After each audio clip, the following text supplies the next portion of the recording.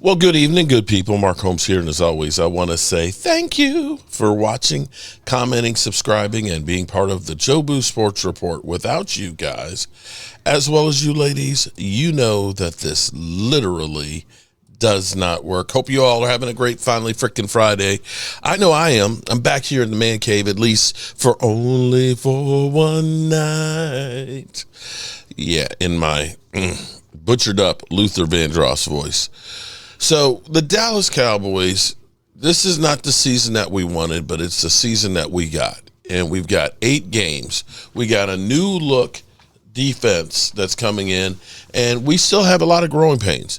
I want you all to keep in mind that when we started this season, unlike we were the anti-Commanders with the left hand up. Okay. Remember when people had the Commanders rated as high as 6? That they said, oh my God, they got Deebo Samuels. They got Mr. Let's put the gas mask on, left tackle. Oh, they finally got Scary Terry signed. And they got Jaden Daniels, rookie phenom that's not going to have a sophomore slump. Yeah. You know what's kind of crazy is I've heard so many quarterbacks. It's always been like I get accused of being a Dak Prescott fan. Yeah, I am. But when you look at the facts where we've always gone through and we've talked about quarterbacks that were going to be better than Dak Prescott, the highway is littered with those guys. Remember when Kyler Murray was supposed to be? Oh, Kyler Murray, he's the new one. Oh no, I won't even go, don't even touch Carson Wentz. I won't even go there. But remember Deshaun Watson? Dak Prescott can't hold his jockstrap. And, because they had him as a top 5 quarterback. And I was kind of like, weren't they just 4-12? Weren't those numbers kind of like, garbage time points? I mean, but I was like, no, you don't know what you're talking about. Remember Jordan Love? Jordan Love. Oh, my God. We got to go get Jordan Love. But I'm not even going to go to the tank for Tua or, the guy in Jacksonville, Trevor Lawrence, and his hair, sunshine, and all these guys and everything else. Yeah. But Dak's still standing. Here's the thing.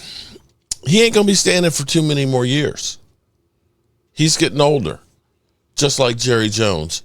And the thing is I think we've actually made some decent moves that if they hold on to George Pickens, and I'm going to be that guy who's going to be screaming from the top of the bridges. In fact, I think I'm going to find a bridge tomorrow and scream it. Sign George Pickens. Okay, yeah. I'm going to be that guy. I'm going to be that guy that says, yeah, the defensive line, that's good deals. I want to see some more quality over quantity. I don't want to hear about a guy who has done nothing in the NFL, but he was a first-round graded guy. So we got Jerry Jones, and that's where everything starts and ends with him because he doesn't want people to question that he writes checks to. Well, technically, aren't we writing the checks to Jerry Jones? Because I ain't gotten a refund from Jerry. He should be answering to us because we're the ones that are paying the bills. Let's go to him today, talking about Marshawn Nealon and the Raiders and Jerryism. In Texas, Jerry, how are we doing today? Hey, well, we're doing fine today, and glad y'all have gone to a different location, different phone number, and you we've been trying to call in for 10 or 15 minutes, but I've got a crack engineering department that knows how to do this stuff. That's what I'm talking about, Jerry. That's what I'm talking about. You know what? Next time, here's what we'll do. We'll exchange numbers. You can just call me directly next time. Sound good? There you go. I do want to let you know my co-host Kevin today. His voice is struggling just a little bit. Is there any way you want to send him some sympathy, or is it all those tough questions he's asked you? You're like, no way he can deal with it. Well, the man up above has a way of dealing with forked tongue, cynicism. He'll just shut you down.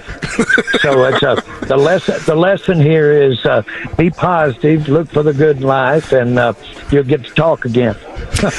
That's pretty fair. Brad Sham said something like that to me once too. So there you go. Brad said it. We know it's right. There you go. Jerry, the press conference from Brian Schottenheimer this week was very powerful. And I think, we met him a couple years ago at training camp, and we were like, this guy's the right guy. And then as he became the head coach, we were like, we know what he's capable of.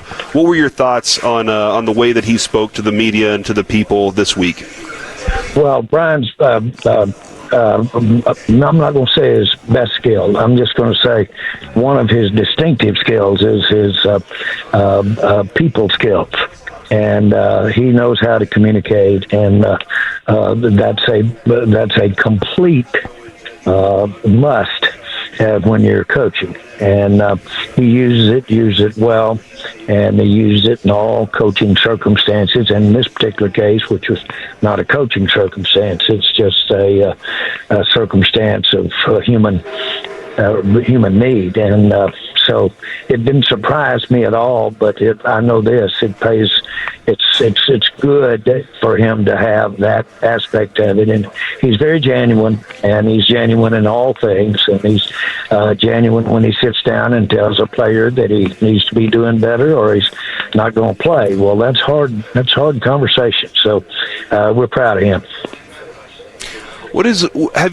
Have you kind of noticed the mood? What's been the temperature around the Star or in the walls of that building? Because I know a lot of people they cared for him, and I know you cared for him. What's been the mood, and how has it maybe changed and looked forward since? How did this happen? How in the world does this happen? And then, of course, those are the questions in these circumstances that are asked.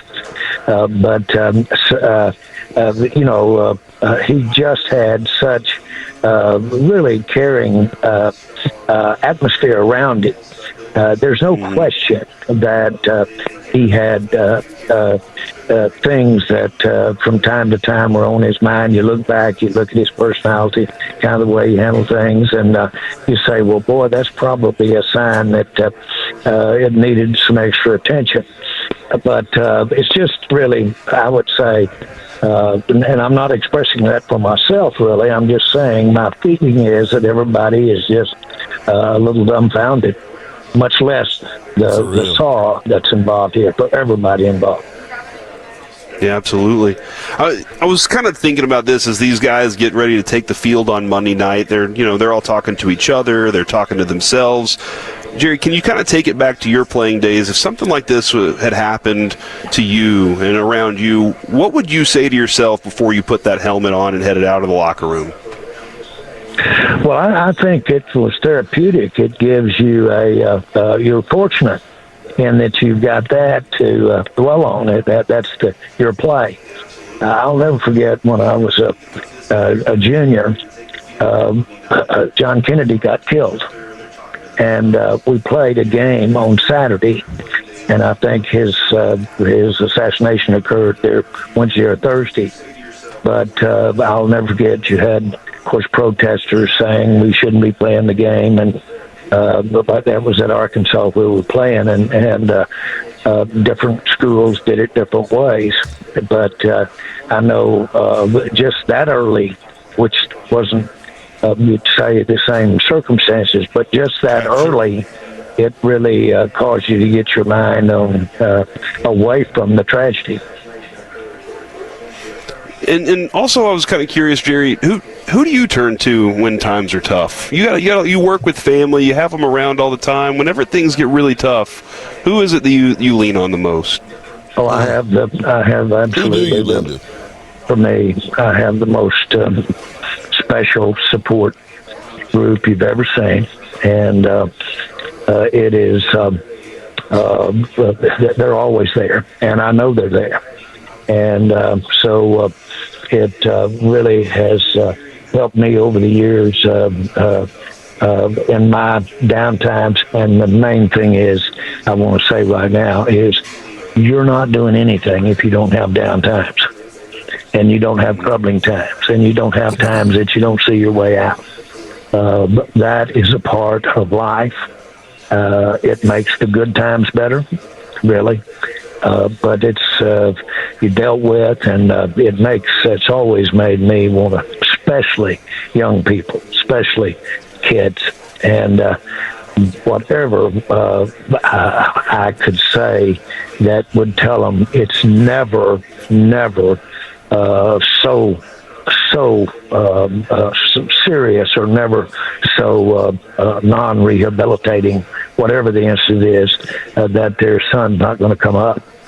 And so I think that being involved competitively, it's like the players we're talking about. It's actually therapeutic to get out here and practice this week and actually play. I get that, because you're lucky. You can put your mind on something else.